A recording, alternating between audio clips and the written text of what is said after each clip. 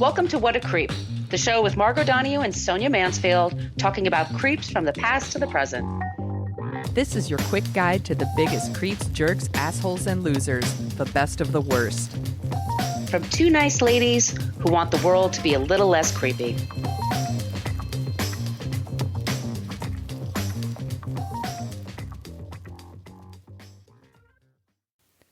Welcome back to What a Creep. This is Margot Donahue, and my cohort in Creepitoad, as always, is the amazing Sonia Mansfield.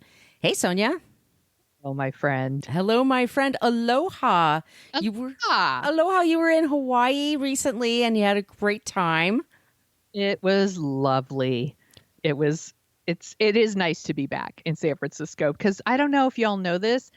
It's actually really hot in Maui. Yeah, and it's the trade-off, right? It's insanely beautiful, but it's super hot. And hot is not my friend. So I'm happy to be back in foggy, overcast San Francisco. but it was a lovely, lovely trip, and I appreciate the break. Well, we're all super happy to have you back, Sonia. Everybody missed you. And then since you've been gone, we've had quite a few people sign up for our bonus Patreon episodes. We were just talking off the air what our next episode is going to be because we owe you guys, a couple of them this month. I just want to say thank you to Carolyn, Laura, Elizabeth, Jennifer, Ruth, Jenny, Mary, and Monica. All of them just recently signed up for Patreon. Oh my gosh, that's so many. Thank you, everyone. Thank you so much. We put out bonus episodes there. We're going to get up the newsletter again. Yes, Summer just got back. crazy for both of us. I'm back and I'm focused and recharged. The newsletter will happen. So I will say, check your inboxes September. We'll declare it September newsletter is going to happen. Thank you so much for leaving us 5-star reviews in iTunes. I want to say thank you to Podwalker, FK in Cambridge, Hey There 164, and JDWP. We completely, totally appreciate it. We are also wanted to let you guys know that we do have a Facebook group, but it is private. You can try our Facebook page. We just kind of, it's just a place where people hang out to say that they don't like our language. We use salty language. Yeah, watch your mouth, ladies. Fuck off. But we also have a private Facebook group. And if you just started binging the episodes and you're like, I'm trying to join this Facebook group and you're asking me questions, why? We're keeping it private and we have to kind of manage things a little bit. So just go to Facebook and you type in What a Creep podcast group. There's just a couple of questions there. We really appreciate it. It is just like a fun place to hang out on the net. It is the best group on Facebook for sure. We are also on Twitter at CreepPod because somebody had What a Creep for 10 years and never used it. Creep. We're on Instagram as well at What a Creep Podcast. And we do have an old-timey email, whatacreeppodcast@gmail.com. If you would like some stickers, send us your address. I am happy to drop them in the mail for you. Even if you're in the UK, we got a lot of listeners in the UK right now. So if y'all are interested, just let me know. I will drop them in there for you. And Sonia, do you want to tell them a little bit quickly about the website? Yes, it's at whatacreeppodcast.com, and it's everything you ever wanted to know about our podcast, but were afraid to ask. It has all of our episodes there and a link to our merch shop where you can get t-shirts and journals and tote bags, face masks there. And I can testify the t-shirts are very comfortable. As are the face masks. And also with all of our episodes, we do have links for our episodes so you could see that we do source our materials. Yes. We're trying to do our best journalism here that we can. Every week, if you're new to the show, what we do is we take turns talking about a creep. This week, it's Sonia's turn. He got back onto my radar because I just saw this documentary on HBO Max about Woodstock 99. We're going to be talking about that shit show on our next Patreon bonus app. But this asshole this week, Sonia, who are we talking about? You are talking about, I mean. We are going to be talking about Joe Francis. And this was all, I watched the same documentary. I watched Woodstock 99 and was reminded that Girls Gone Wild was a thing and how insanely popular it was. And I was like, what's up with Joe Francis? Check the news. Turns out dude was back in the news. And I was like, how have we not talked about Joe Francis? So let's talk about this fucking creep. Yeah.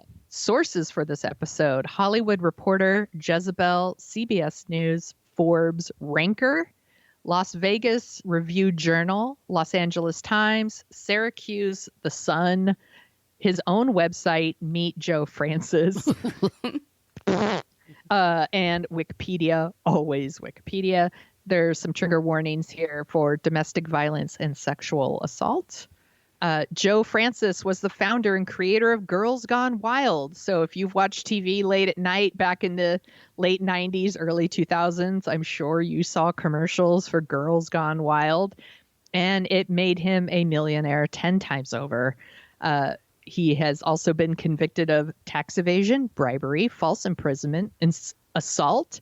And he has pleaded no contest to child abuse and prostitution. He is a fucking creep. Wow.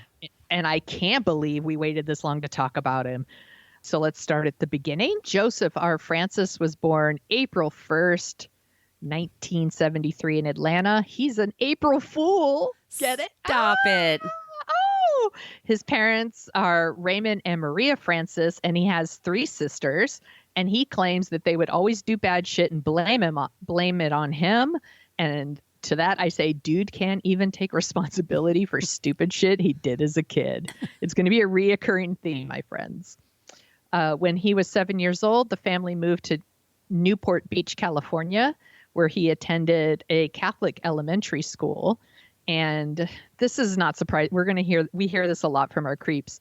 When he was in school, he got in a lot of trouble. And this is how he describes it. Like, school was too boring because I was so smart. And that's why I acted out. We hear this all the time with our creeps. I'm like, fuck off. You're just a prick. So he was so unruly that his parents shipped him off to boarding school. And at one point, he even went to a military academy. Wow. Yeah, but eventually he graduated from high school and he attended the University of Southern California's Business Administration program. He also took several courses in film and television, graduated in 1995 with a bachelor's degree. After graduation, he moved to Hollywood. He got a $350 per week production assistant gig at something called Real TV. Do you remember Real TV? Okay, it was a syndicated TV show, and it would just kind of feature like really crazy news footage that you would never see like on your local mainstream news. Really crazy like tornado footage or, things like that. Like dogs riding a bicycle or something like that? Yeah, that could be on there too. Like stunts? Yes, exactly like that. It was on for a while. I have to say, I don't think I watched it, but I knew what it was. So while he was working there, all the employees were passing around this VHS tape, and it was stuff that Real TV wouldn't air, and the videos were fucked up. It was like suicides, video of a woman getting hit by a train, like a woman who got her legs bitten off by a shark. Like Faces of Death? Yes, it's like totally nasty shit. He used his credit card to buy the footage, and he created a video called Banned from Television. I think I remember. I'm sure my brother John bought this fucking thing. Absolutely. And this was a video series that you could like rent, I believe, and it was always this like really fucked up footage of like people getting hurt, and it's nasty stuff. When he was gathering all that footage for Banned from Television, he started asking his like providers, like, do you have something that's not so violent, maybe something a little sexy? And what he got was this footage of girls at Mardi Gras, and really? They were lifting up their shirts. And here's a quote from him. "This wasn't porn. It was something better. It was real girls. It was spontaneous, and the girls were hot. I took the tape home, and for a few weeks, it was my only source of entertainment." What a creep.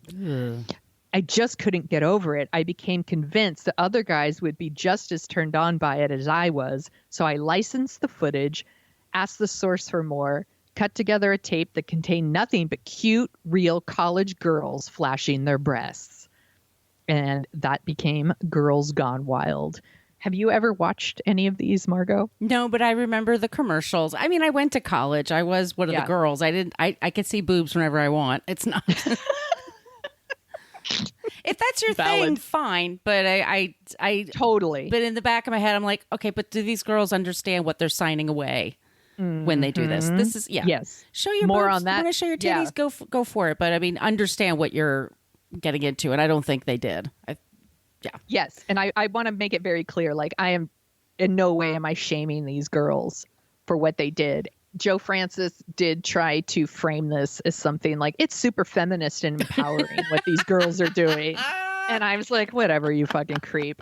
These women totally have the right to do that. But as you're going to hear, like, I don't think a lot of them realized what they were getting into when they did this. So I just want to set the stage for Girls Gone Wild. So the infomercials were all over late night TV. So like I worked during, nights. I would come home. It's like midnight, 1 a.m. I watch a little Comedy Central or whatever. And Girls Gone Wild videos were on like every commercial break. And it was like, you want to see girls go wild? And it's like, the girls are lifting up their shirts and it's all blurred or whatever. And it has the Girls Gone Wild logo or something. This was like 98, 99. And it was just like riding this like gratuitous wave of like these kinds of videos. Like MTV was doing pretty raunchy like spring break coverage, summer house things. Real World started as something where they put these kind of interesting people together in a house, and then it was turning into like, let's just get them drunk and see if they fuck. Yeah. See if And- they get naked. See if they'll shower together. Exactly. And then there was this rise of reality TV in which like normal people were getting famous. So I suspect the appeal of Girls Gone Wild for some of these girls was they wanted their fame, but also a lot of these women, they didn't know what they were signing up for. This should probably not surprise anyone here, but Frances was accused of filming a lot of underage girls for those videos multiple times. And some of these women didn't even realize they were being filmed. So we're going to start. There's a lot of cases here. In 2000, a 14-year-old girl Oh my God. flashed a cameraman, and her topless image was featured on the VHS cover of the Girls Gone Wild video. She filed a lawsuit, and you would think that this would be pretty cut and dry, using the photo of a naked minor to sell softcore porn. You think that'd be illegal, but Georgia didn't think the girl should be able to sue as a private citizen. They didn't think it was violating the state's child exploitation laws, and the judge sided with Girls Gone Wild. Isn't that this is going to fucking come up batshit. over and over. Like it's going to come up over and over that these judges and these juries, there's a she asked for it kind of mentality. And it didn't matter that she was a minor at the time, is what they said. I'm disgusted. It's disgusting. It keeps going. In 2001, a Florida State University student, she's not underage, but she sued Girls Gone Wild after her friends saw her topless in commercials for one of the videos. She didn't even know that she was in it. And her friends saw the commercials and told her. The footage was taken of her at Mardi Gras, and then a photo from the video was taken and used in billboards Oh my God. in Italy for the series. The woman's lawyer argued that her privacy rights were violated because I think they were. Yeah. But Frances' lawyers argued that Mardi Gras is a newsworthy event and she forfeited her right to privacy. And I will say that ultimately they settled. And the company stopped distributing that video. She kind of won. Yes. In 2002, a 17-year-old girl sued Girls Gone Wild for violating her privacy. She flashed a cameraman, and they used the footage in a video. Again, the judge found that the video hadn't violated her privacy, and he rejected any arguments that she was too young, which she was, 17. And she also argued she was intoxicated, and so she was too intoxicated to consent to filming, and the judge threw out the case. Fuck him. I know. If it's a him. Bullshit. It was. Yeah. Most of these were. This one was also in 2002. Two Alabama teenagers sued the company along with any vendor who was selling or renting the video. I was like, good for them. They were 17 at the time, and they claimed that a Girls Gone Wild film crew tried to induce, entice, lure, pressure, and coerce them into disrobing and exposing their breasts. And they ultimately lost their case too. By the way, most of these girls underage, under 18. These girls were under 18, and their case was still tossed. It's bullshit. That makes me so angry.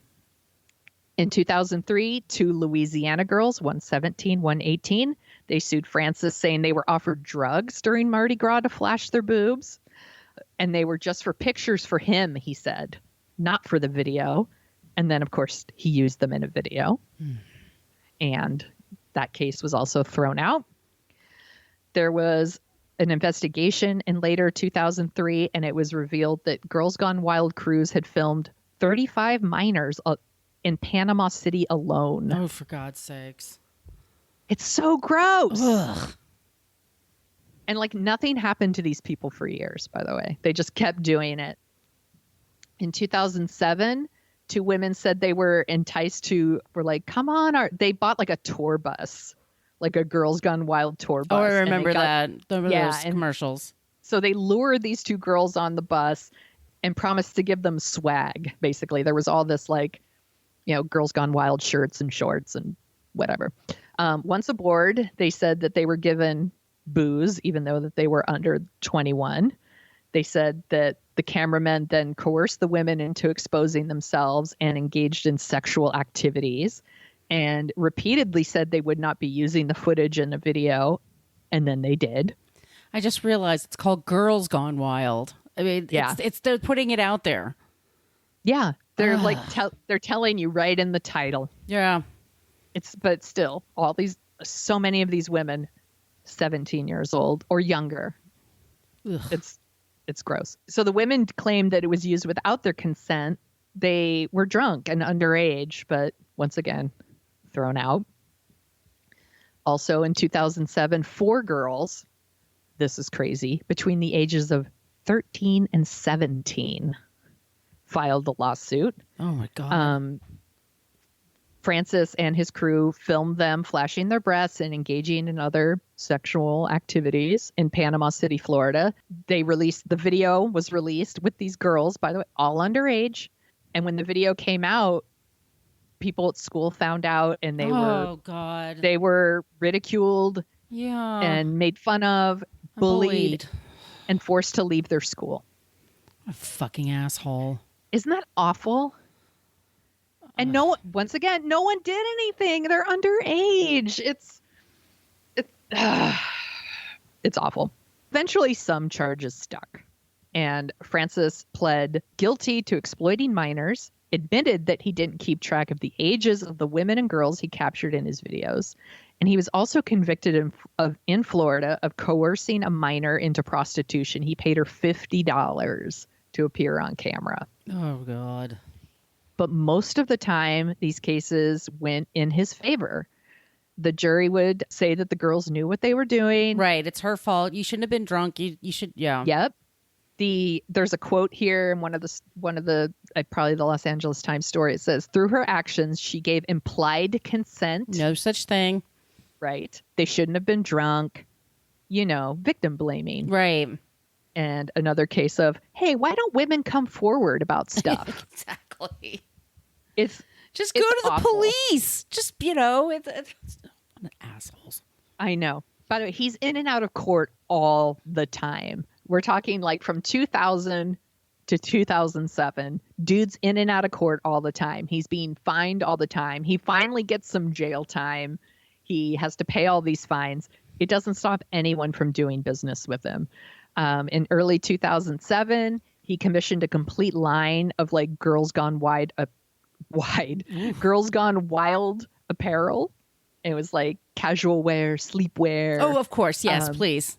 Yeah. Swimwear. There was a runway fashion show, all this stuff. And it was carried by retailers like Urban Outfitters, Fred Siegel, Bloomingdale's. Oh, of course they did. Yeah, of course they did. Oh, for God. I'm going to get sick. It's so gross. I want to punch somebody right now. He has such a punchable face too. He has such a punchable face. Oh my God, what a dick. He's such a dick. I was fine tuning the script last night and I was going through it and I was like, he's such a fucking garbage person.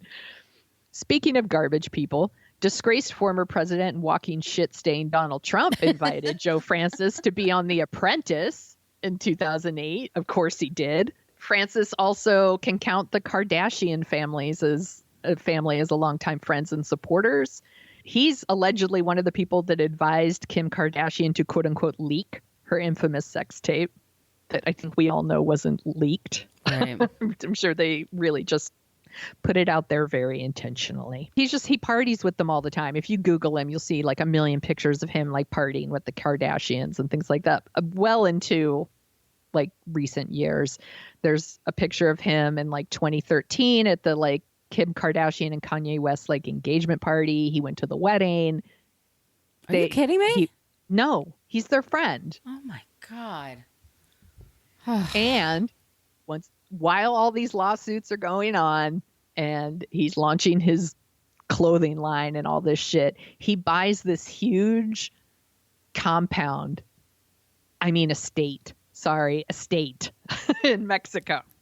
It's huge. It's got a main house, 2 guest houses, 3 pools, beautiful gardens, and it's called Casa Ermara.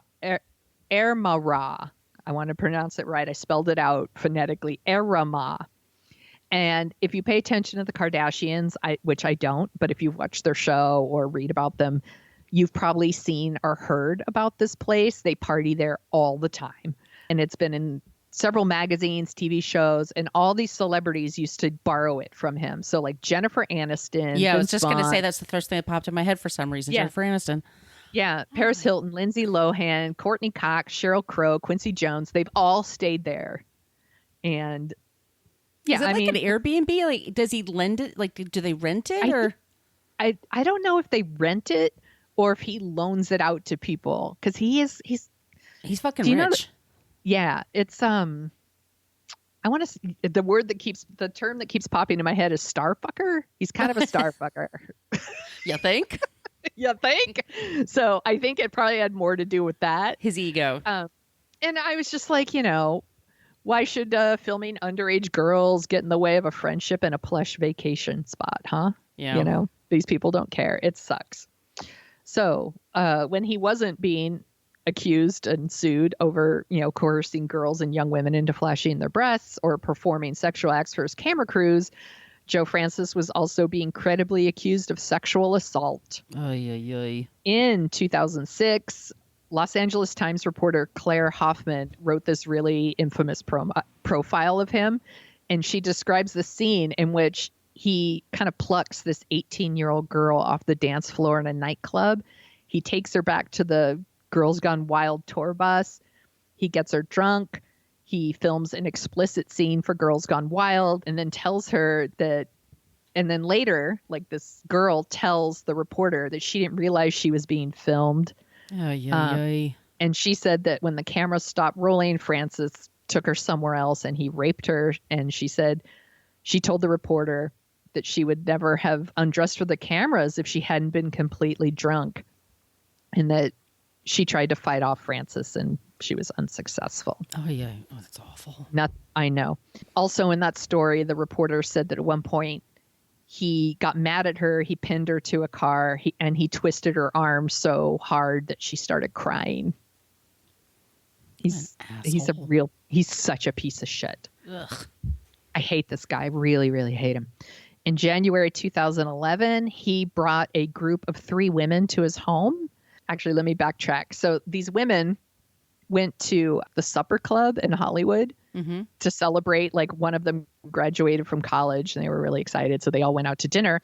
And near the end of the evening, the women met Francis in the restaurant and they talked to him a little bit and then he left. And then as the restaurant was closing, he walked up to them and grabbed one of the women by the hand and took her into his limo. So then the other 2 women followed them, like got in the limo too, believing that he was just going to give them a ride to their car. And then during the ride, Francis' bodyguard produced a sheriff's badge. He was impersonating a law officer and wouldn't let the women get out of the car. What the And fuck? then I know. And then he took the women to his home. It's a gated home. And he tried to separate one of the women from the others, and the women fought him off. Good I for was them. like, good. Seriously. And during the fight, he allegedly grabbed one of the women by the throat and the hair and pushed and slammed her head into the floor 4 times. Oh my God. I know. The women left the house, and they were like, getting out, and then they were told, we'll call a taxi for you if you don't call the police. I'm like, that'll work. Yeah. So these dum-dums, they call a taxi for these girls. And while the taxi's driving back to Hollywood, they call 911 because they're not stupid. And they met the LAPD at the location of their parked car. And he was convicted on 5 charges of, I'm going to look it up, misdemeanor counts of false imprisonment, assault, and dissuading a witness. I think he threatened them. And he had to serve 270 days in county jail. That's it? I'm like, I know, it doesn't seem like enough. That's not even a year. 36 months probation, and he had to complete an anger management class. And the Oh, and he had to Kardashians get- hang out with him? Yeah, they still hang out with him. Fuck. It's awful. After the verdict came in, he did an interview with the Hollywood Reporter. He called the jurors mentally R-word. We don't use the R-word. And suggested that they should all be killed. Of course, he apologized for his remarks and claimed that they had been manipulated by the media. They had not. The person recorded everything. He actually said these things. Girls Gone Wild made a shit ton of money for years. But then when internet porn kind of took off, and that people didn't really want to buy videos like that anymore, so sales started to dip. And then in 2007, the Department of Justice filed charges against Francis, alleging that he and his companies claimed more than $20 million in false deductions on corporate income tax returns. It turned out he also had these like offshore bank accounts, all these other things that he was doing to hide income. Mm-hmm. And this one's great. Also in 2007, he spent a weekend in Vegas playing blackjack at the Wynn Casino, and he lost $2 million. He lost $2 million Jesus. in a weekend. Steve Wynn, who's also a prick, granted him an IOU, which he then tried to get out of paying by filing for bankruptcy. What an asshole. He's such an asshole. And this was all, he files for bankruptcy. It's meant to like block Steve Wynn from like getting his money. And it dragged through court forever, by the way. It just kept going. 2 years later, Francis had still not surrendered like his luxury cars to pay off his debt. Instead of just handing over his cars like a responsible human being, Francis took his cars and moved to Mexico. And they issued a warrant for his arrest, but bankruptcy is a civil... Sorry, they issued a warrant to pick him up. Bankruptcy is a civil law matter, so they didn't have to extradite him. That's like with Bikram Yoga. That's right. He had all those bills, yeah, and he wasn't paying them off. He moved to Mexico. Ugh. Dickheads. Come on, Mexico. You're Give them better back than to us. that. You're better than that. Send these people back. So Steve Wynn, by the way, like I said, also a prick, sued for the $2 million. And during the trial, Francis spoke to a reporter at TMZ, and he said that Wynn threatened to kill me. He said he would hit me in the back of the head with a shovel and bury me in a hole in the desert. And then Wynn's like, fuck off, and filed another lawsuit, a defamation lawsuit for $7.5 million, and he won. Oh my God. Really? So, yeah, so it's like, dude, you probably should have just paid the $2 million and shut the fuck up. What a dummy. What an asshole. He's such an they're both assholes, but seriously, shut the fuck up. This guy's such a prick. Nothing's his fault, right? Right. Even him gambling and losing all the money is somehow not his fault. He's garbage. In 2012, Abby Wilson won the Girls Gone Wild Search for the Hottest Girl in America contest. 2012? Yeah. Damn it, I was so close. You were so close. You should have entered. She is very beautiful. I did look up her pictures. And she became his girlfriend shortly after that. I don't know if that was part of the prize. Like, you also get to have sex with Joe Francis. Whee! That's awful. The following year, like, by the way, they're together for like a year and they're already on VH1's Couples Therapy. Did you watch Couples Therapy? No, I never saw couples therapy, but it's just like the people that wind up there. It's like they're never couples you would root for. Yeah, exactly. I'm like, if you've only been together like a year and you're literally on a reality show called Couples Therapy. How broke is he though to do that? I'm like, just get the fuck out, just run away. So when they were on this show, a lot of people noticed that everyone thought she was actually very sweet but she would be very quiet whenever Joe Francis was around. And fellow castmates noticed something and they said something to her and they tried to like kind of build her up and give her some support. And she confronted him and said that, like, you're constantly correcting me and belittling me in front of people. And he was just like, well, he said, I'm an intellectual snob and I'm just more educated than most people. Oh, fuck you. I know. That's like my intellectual response to that. I know. He's such an asshole. I want to hit him in the dick with a bag of nickels. He's such a dick. Hell of an image. I know. You're welcome, everybody. Here's your bag of nickels. Well, I mean, she stays with him because she's in an emotionally abusive relationship. Yeah. Yeah. I feel really bad for her. Like, she feels like she doesn't deserve better or. Exactly. Yeah. So she stayed with him. And in October 2014, she gave birth to 2 girls. I'm like, oh, twins. Those girls. And the girls, they're adorable. Everybody drink. I looked it up, in one of the articles, there's pictures. They're very lovely girls. In August 2020, this is the news that just came out, but this all happened last year. It happened a year ago, but the news just broke. So last year in August, in their home in Mexico, Francis was arrested for domestic violence. According to court papers, Francis had tested positive for COVID, and he asked his wife to inject him with vitamins. Oh, my God. I'm surprised he didn't take Trump's advice and go for bleach, but sure, whatever. She was like, I'm not doing that. And then when she was like, I don't want to do that, he screamed at her. He grabbed her by the neck, spit in her face. What? Yeah. Jesus. Threw her on the ground and stepped on her head. It's awful. Oh my God. You could do permanent damage doing that. Yes. So he was in jail for a while. Charges were filed.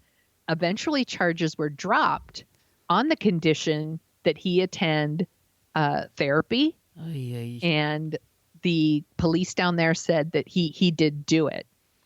And at some point, Wilson and Francis got back together and tried couple therapy again, not on VH1, I assume. And during the therapy session, he told Abby in front of the therapist she should do him, the world, and their daughters a favor and go home and kill herself. Oh, God, no. Oh, my God. He's a fucking monster. Oh, my God. He's a monster. Yeah. Oh, my God. This poor woman. I know. And she has said that he would scream at the daughters and he would insult them and reject them and make fun of them and say that they were stupid. And so she was like, that's enough of that. So she left him and filed for divorce. I know. I was like, good job. They were never officially married, but they were common law married in Mexico. She filed for divorce. They have laid out custody and child support. And he was ordered to sell that huge estate within 2 years and pay her $5 million out of the profits to help provide child support. In June, just this past June, she filed for a restraining order against him and filed for sole custody of their daughters. I was just going to ask if she needs to do that. Smart. Yeah. Very smart. And she is not in Mexico anymore. She moved back to the States and she's like with her family and stuff. And just a week after she filed for emergency custody, that estate caught fire. What? How unusual. How convenient. convenient. Don't be suspicious. Don't be suspicious. It's not suspicious at all. So this case is actually ongoing. So we're probably going to have some follow-ups on our bonus apps.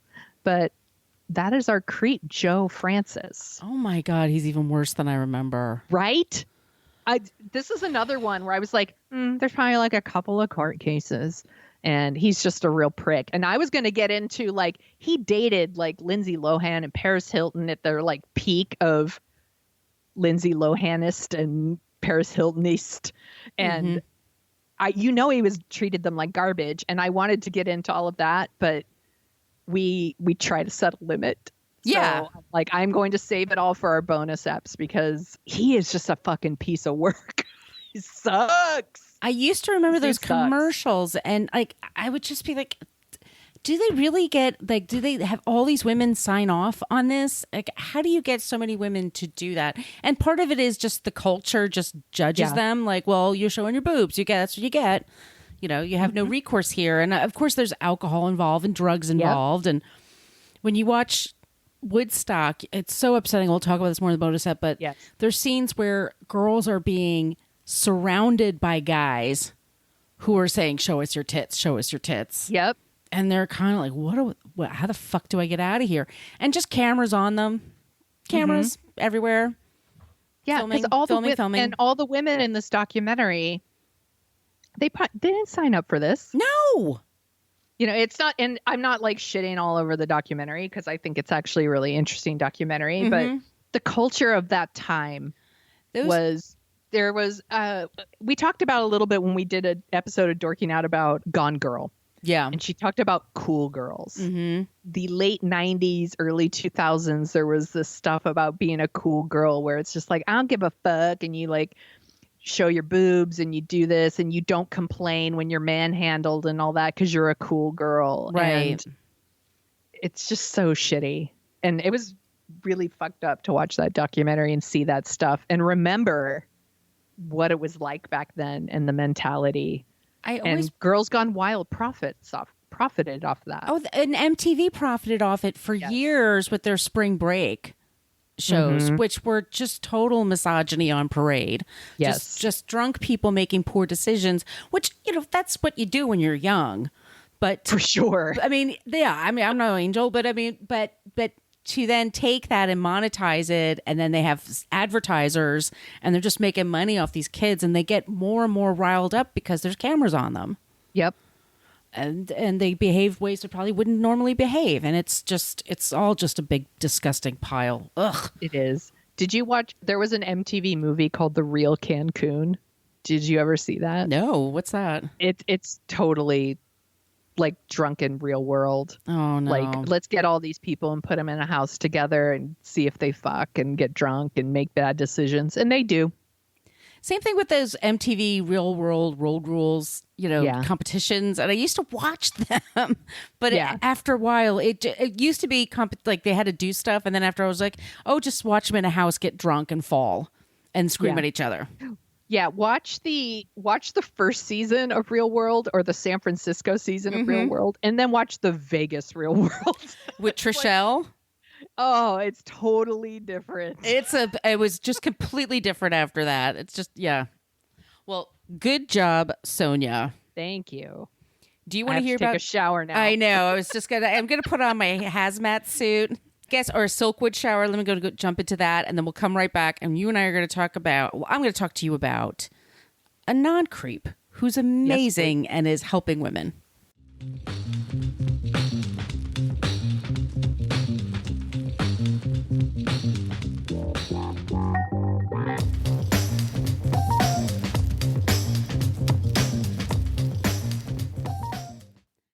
This is a suggestion from the Facebook group, and you've been really helpful there because sometimes I don't know who to pick. I was like, well, he's from Atlanta originally. Do I pick somebody from Atlanta or do I blah, blah, blah? And then someone mentioned, what about Elizabeth Smart? And I was like, God damn, yes. June 5th, 2002, she was 14 years old.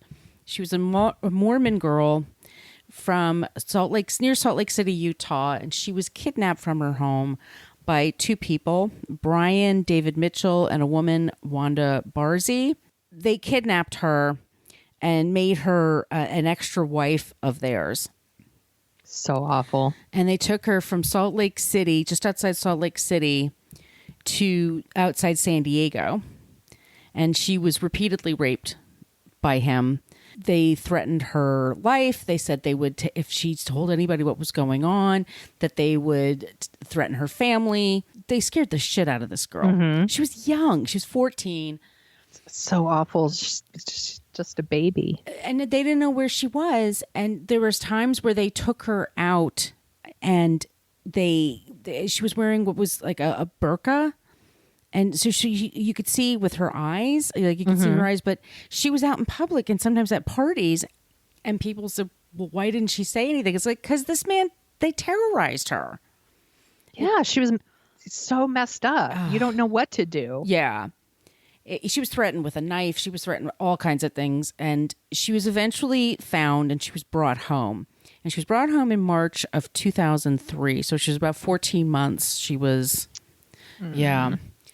And she does the thing where you go on all the talk shows, and she's now 15, almost 16 years old. She went on the Nancy Grace program. Oh, And Nancy Grace, like you talk about Gone Girl, they have like a version of Nancy Grace in Gone Girl. And Nancy Grace had her on just like, oh my God, were you terrified? Why did you, when they were looking for you, could you hear them calling your name? Why didn't you scream out? Were you just so scared? And Elizabeth Smart, 15, 16-year-old girl, was a trauma victim. Was just like, I'm only here to talk about, I want to help this bill get passed. It was a sex trafficking bill. Oh, yeah. And so I'm not talking about anything else. That's all I'm talking about. And Nancy had to kind of back off, but she looks like an asshole. I'll post it into the Facebook group. It's not hard for Nancy Grace to look like an asshole. No, she was a garbage person. I mean, yeah, it's kind of her natural state. Yes. Actually. She was this blonde lady that was on CNN and then some other channels, but she would just talk. She was an advocate for crime victims, but she just took it way many steps too far and always assumed people were guilty and always assumed the worst. And anyway, Elizabeth eventually writes her own story. She writes a couple of books, and she talks about, in the first book, she talked about her abduction, but she didn't really go into what happened to her. And it was just more about how she came home and she went back to school.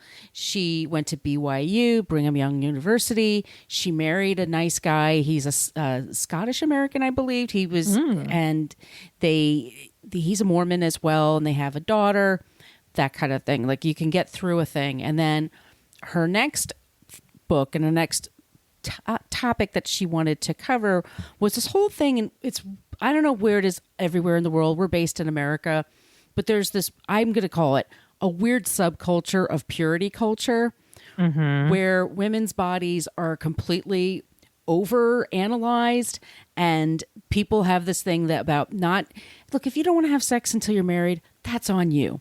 Make that your decision. That's your body. You make that decision. But it's, in some cultures, I was raised Catholic. It's pretty similar to Mormon faith. Like, if you were a person that has sex outside of marriage, you are garbage. You're done. Yes. You're impure. No one will want you. It's the worst thing. And it's okay for your dad to say things to you like, oh, you know, like to threaten guys that date you. There's this whole culture of around prom season on Instagram. Yes. Of girls on dates and their dad's holding a gun. Like, it's so fucked up and stupid. I hate it. I fucking hate it too. And so she, in her next book, she started talking about, like, I was sexually abused, and then over and over, repeatedly for 14 months. I go back to school. I'm in high school now. I'm like ever sophomore, junior in high school, and teachers would talk in sex ed about abstaining. That's the only kind of, just don't have sex. The reason That'll fix it. That'll fix you. Don't have sex because, as one of her teachers said, it's like a piece of chewing gum. If someone's always chewed you, they're not going to want you. Ew. And she's like, I was raped, so I'm now used gum. I'm That's not gross. It's so fucked up. It's misogyny, Yes. just built into a culture for years and years and years. And it takes a lot of guts, I say, for a Christian girl, especially a Mormon girl, to come out and say, fuck off. She doesn't say that because she's a nicer person than me. She's nice. She's a nicer person than me. But she basically saying, we are doing our girls wrong because so many women are, and men, but so many people, sorry, let me say, so many people are victims of sexual abuse, and you didn't bring it on yourself. It's just something that happens to you, and you're not a bad person because something happened to you. You're the victim of a bad person, and and you shouldn't be shunned. And we have to like start teaching people about having agency over themselves and their bodies, and learning how to fight back and to say something and to speak up for themselves. And she has a nonprofit. It's the Elizabeth Smart Foundation. And you could go on there. There's all kinds of resources. And they have tabs that just say, like, we believe you. If you wherever you are in the country, it gives you local resources. It's elizabethsmartfoundation.org. Then, about a year and a half ago, Elizabeth Smart was on a flight by herself and was bumped up to first class.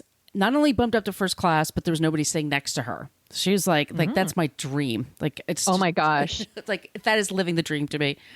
She gets on the plane. She falls asleep. She wakes up and there's a guy sitting next to her and he has his hand on her thigh and he's rubbing her thigh. What the fuck? He sees that she wakes up and just stares at her and then just puts his hand away and just stays in the chair. And she was scared to reach up to get the flight attendant. Yeah. And she didn't want to walk around him because he'd grab at her body. Right. You know, that's like the seats are not that. What are these fucking assholes? I don't know. And her first thought was they land the plane and she just ran off the plane and she started crying and she calls her husband and she just didn't know what to do. She was so embarrassed. And she's like, I'm Elizabeth Smart. I'm supposed to know better. And even I froze. And she just was telling her story. And I'm so proud of her for doing that because it's not many people would own up to that. But she said, I did freeze. And so now she has on her foundation website, you can sign up for courses. It's self-defense training for women and girls. If you want to help her out, you can sponsor a scholarship. So that's and the pricing, it's like $300 for 8 or 4 week courses, but it does depend on your location. So it's much cheaper in some places, but they do have scholarships and you can sponsor somebody to take the course if you're looking for somewhere to put your dollars. But that's what she's doing now. And that's our Not Creep this week, Elizabeth Smart. This was such a good pick. Good job, Facebook group, and great job, Margot. Thank you. Such a good one.